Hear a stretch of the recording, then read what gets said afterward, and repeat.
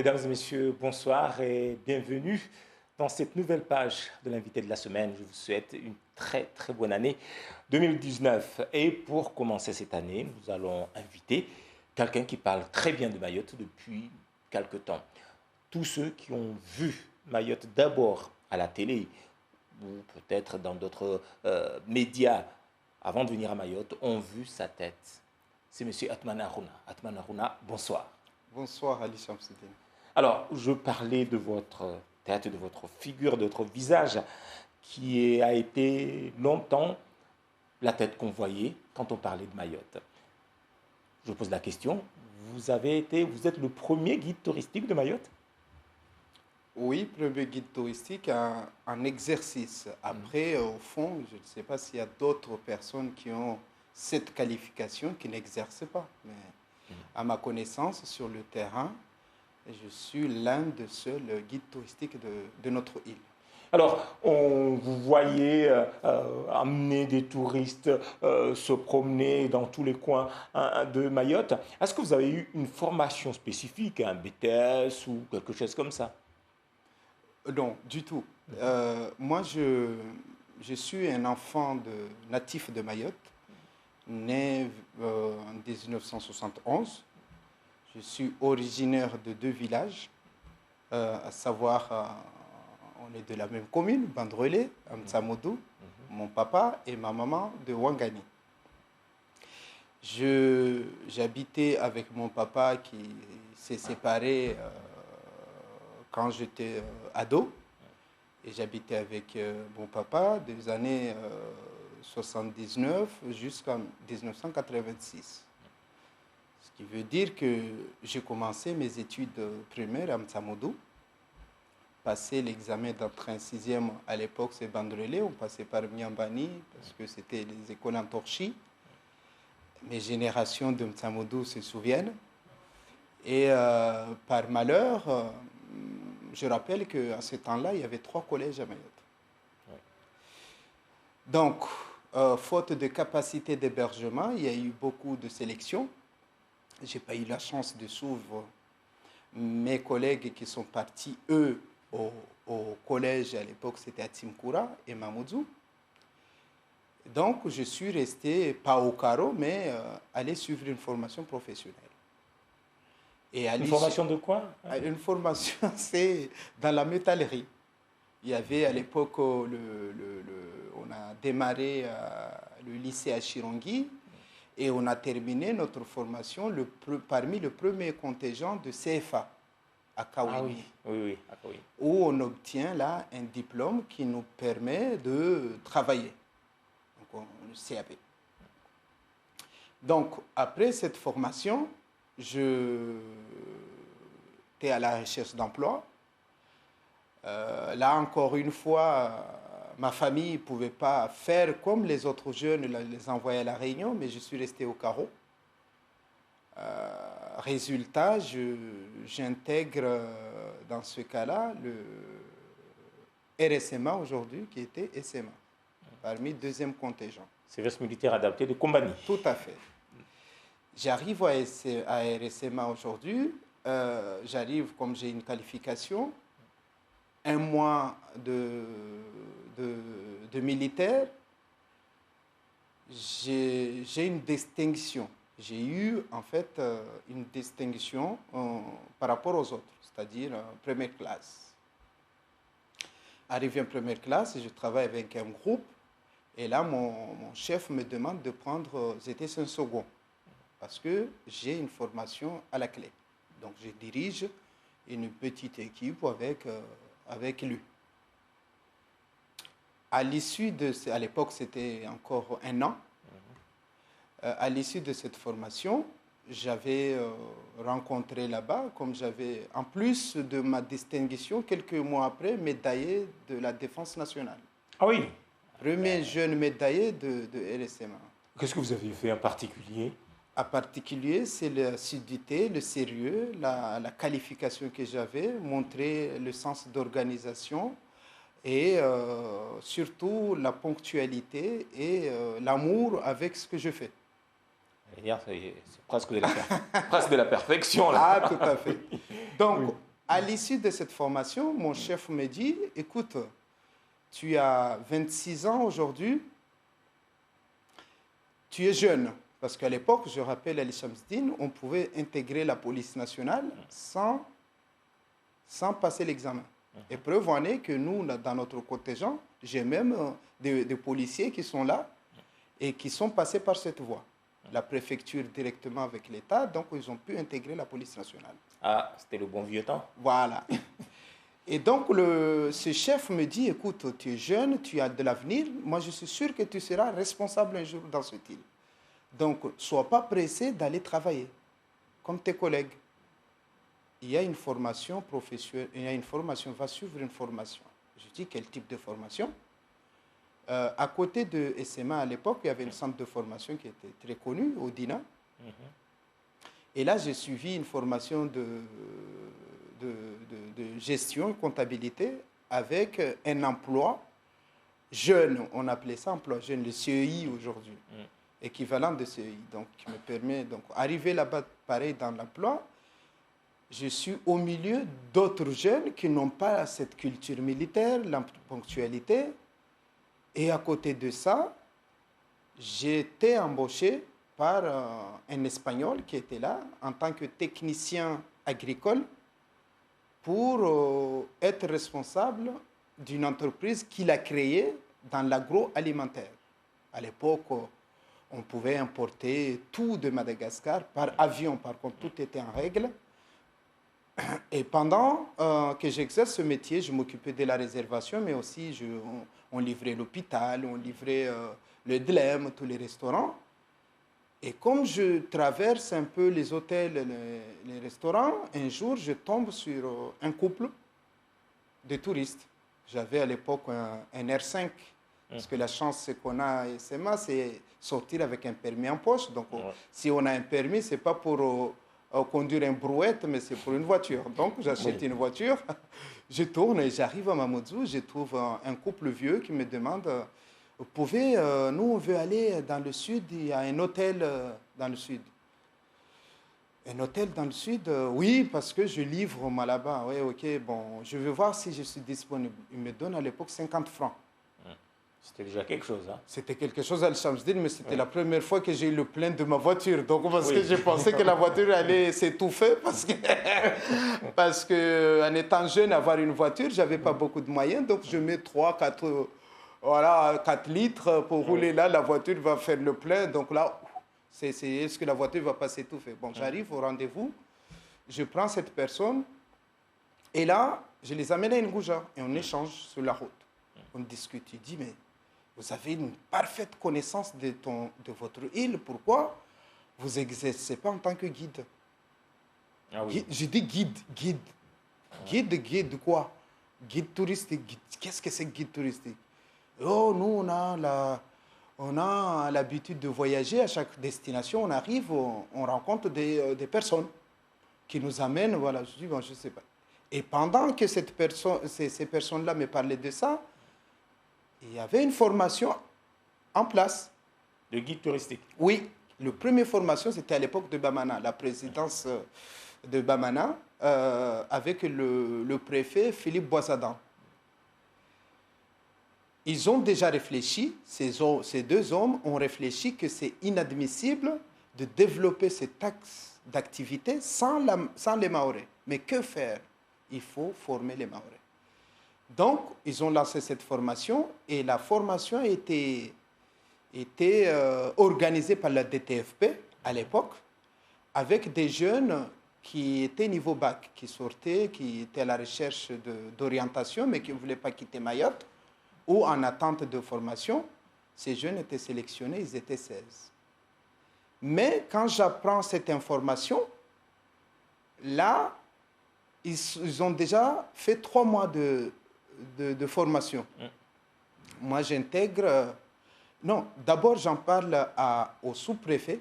Il y avait un sous-préfet qui était l'un de mes clients. Je lui ai dit, hier, j'ai rencontré deux Mzungu que j'ai amené là-bas. Il me parlait de tourisme. Il dit, mais tiens, tu es intéressé? Il y a une formation qui se passe. Va voir un monsieur qui s'appelait Philippe Nicolas. C'était le directeur... C'est le directeur de la TFP. Voilà. va voir ce monsieur et tu lui dis que tu viens de ma part. Et je vais là-bas. On me dit oui, oui, oui. Il appelle le préfet. Bon, après, il y a un test d'entrée. Je passe ce test, je ne le passe pas par succès. Mais il y a eu, bon, je ne sais pas, par miracle, j'intègre cette formation 3 mois après. J'arrive, c'est des jeunes, j'étais le plus âgé de ce contingent.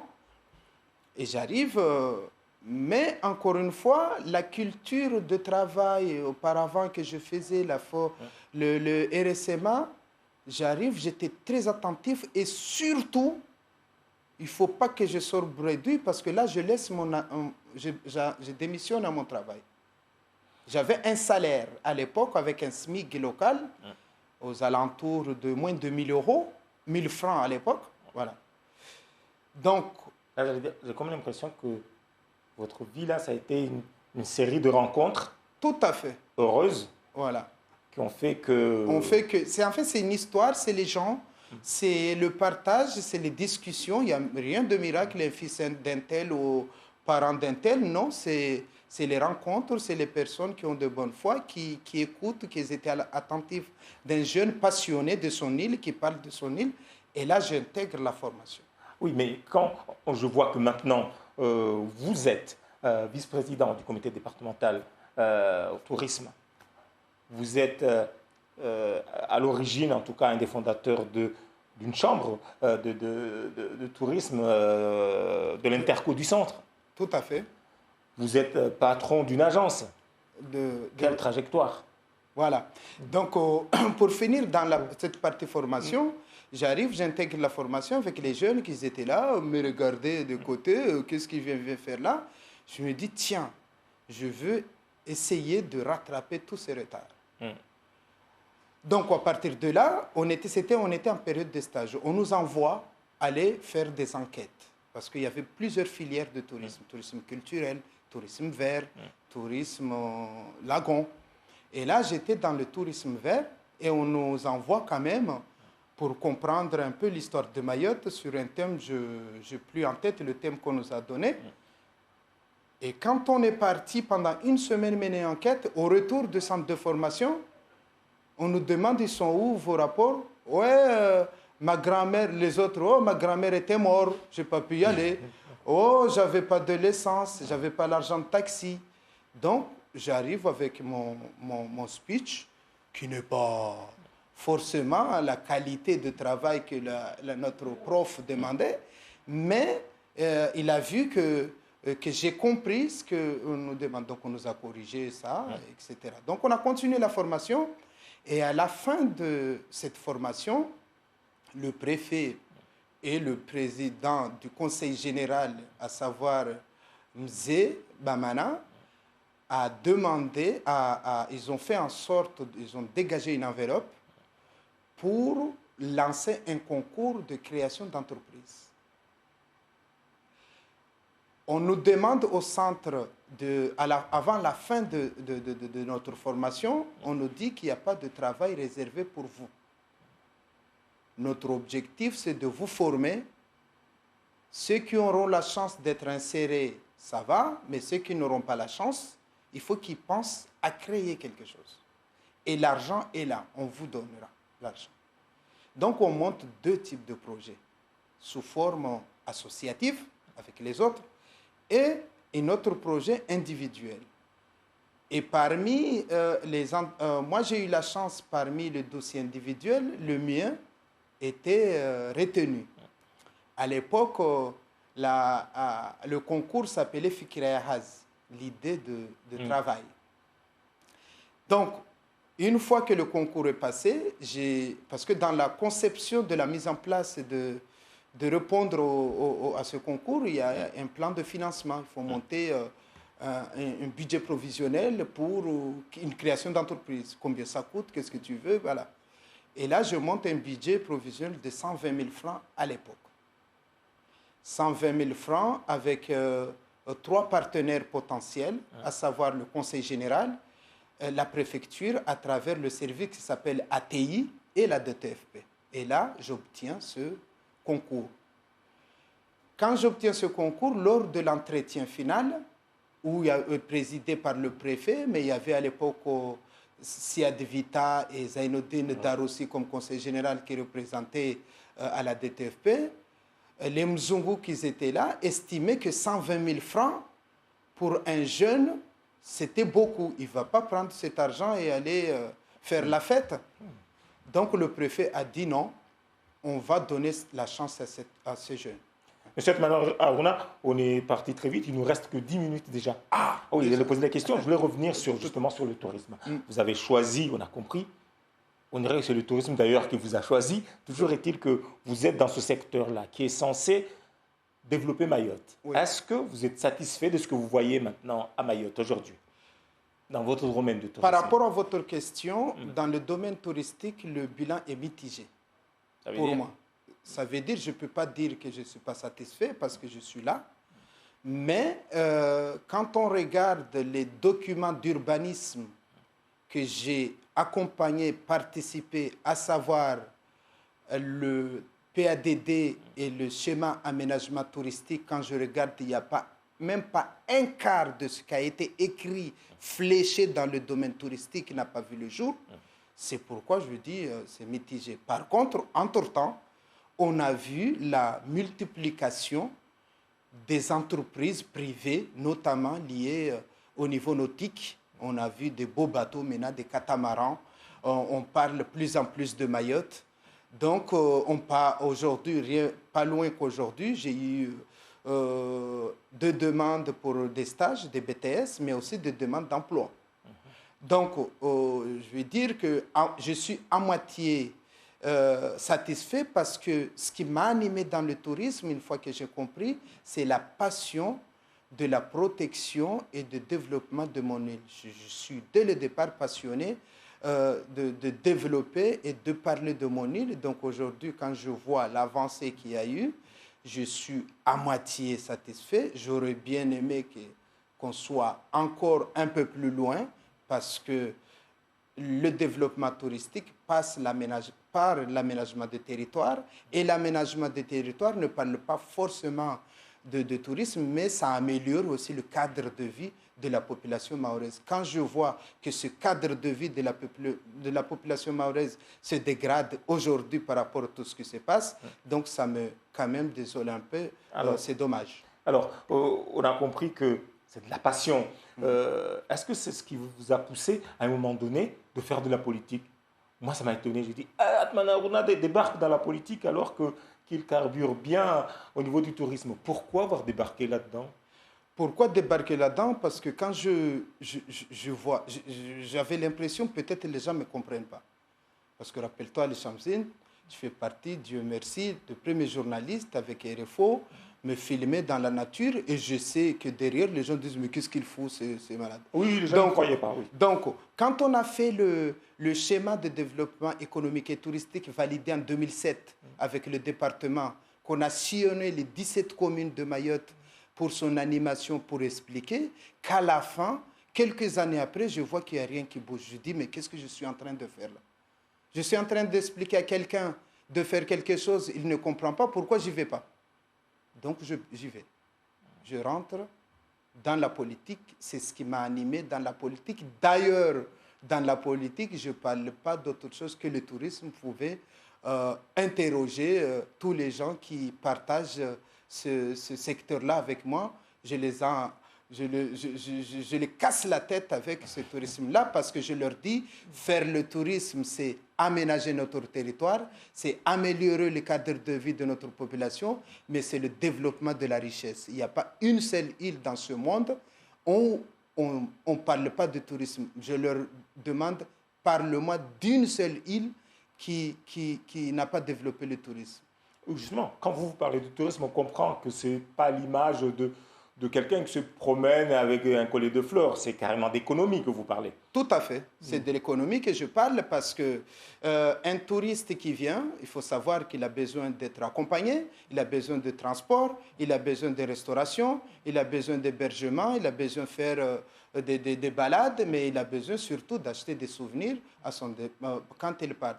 Donc c'est une économie, c'est une échelle d'économie incontournable. Aujourd'hui, quand on entend tous les cris de Maoré par rapport aux billets d'avion, certes, Mais en complémentarité de de ces investissements, si on ne parle pas de tourisme, ce n'est pas possible. D'ailleurs, je tiens à encourager la population mahoraise, pousser le bouchon pour la prolongation de l'aéroport, mais il ne faut pas qu'il oublie que ce n'est pas que le Mahorais qui vont rentabiliser ces investissements.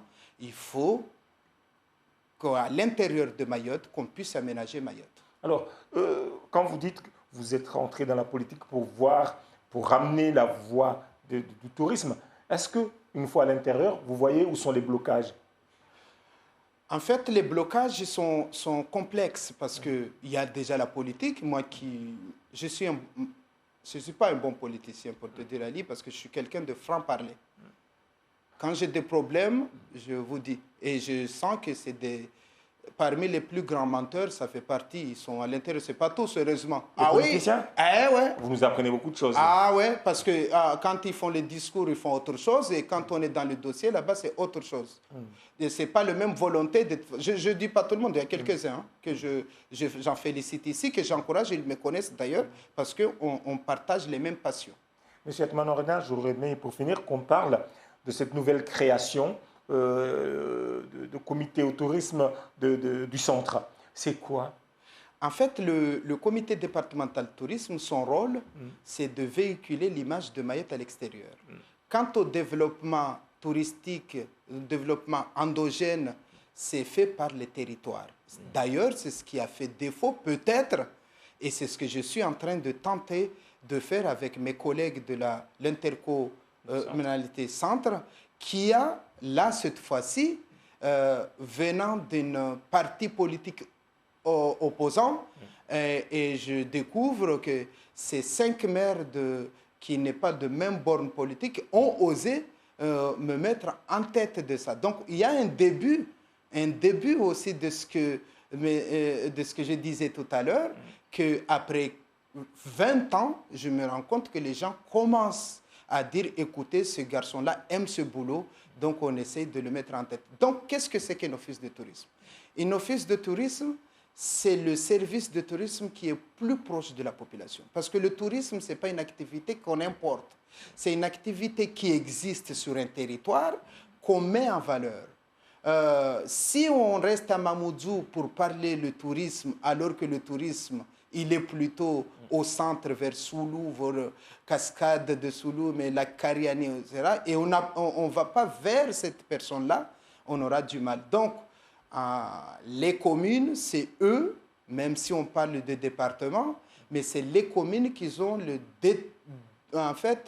ils ont la clé de développement de leur territoire. C'est-à-dire, si on a un problème de foncier, quoi qu'il en soit, ils sont propriétaires de foncier. Donc, si on veut construire des hôtels, il faut d'abord discuter avec le maire avant d'aller voir le département. Même si le terrain appartient au département, appartient à l'État, le maire, ils sont gardiens et ils sont le garant. Et si on veut sensibiliser un peu plus la population, c'est comme aujourd'hui, Ali, c'est comme le médecine. C'est-à-dire, vous voyez, le médecin, maintenant, il passe à la maison. Est-ce qu'on a déjà vu ça? Donc maintenant, si on veut faire le tourisme, il ne faut pas rester à la télévision, mais il faut aller vers les Mahorais. Et vers les Mahorais, c'est aller dans leur territoire, dans leur localité. Il reste 1 minute. Est-ce que vous considérez que enfin les responsables mahorais, les acteurs, les forces vives de Mayotte, comme on dit, ont compris l'importance que peut avoir l'économie touristique ici à Mayotte? Moi, je pense qu'ils ont compris, mais ils hésitent. Ils hésitent.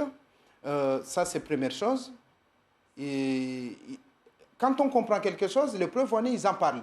Il ne se passe pas une seule journée, la presse, où n'importe quel élu, quand il veut être élu, ce n'est plus il parle toujours de tourisme. J'étais impressionné.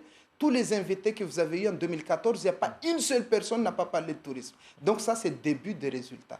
Deuxième chose, c'est que la population mahoraise voyage. Et quand elle voyage, on sent que le comportement des gens commence à changer et que j'espère qu'on est au début. Après, il y avait des lois qui n'existaient pas à Mayotte. Et ces lois-là sont arrivées aujourd'hui. Et quand on dit le droit, il y a le devoir.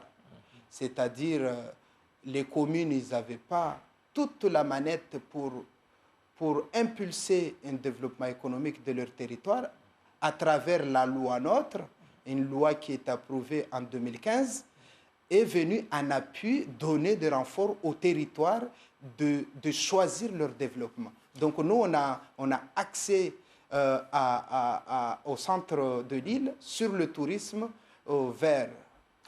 Merci beaucoup, M. Atoumane Haruna. On aura compris que maintenant, il y a la volonté politique, il y a le cadre juridique, il y a les guides, il y a tout. Il y a qu'à, comme dirait l'autre. Merci beaucoup. Merci, Ali Chabzdine. Haruna.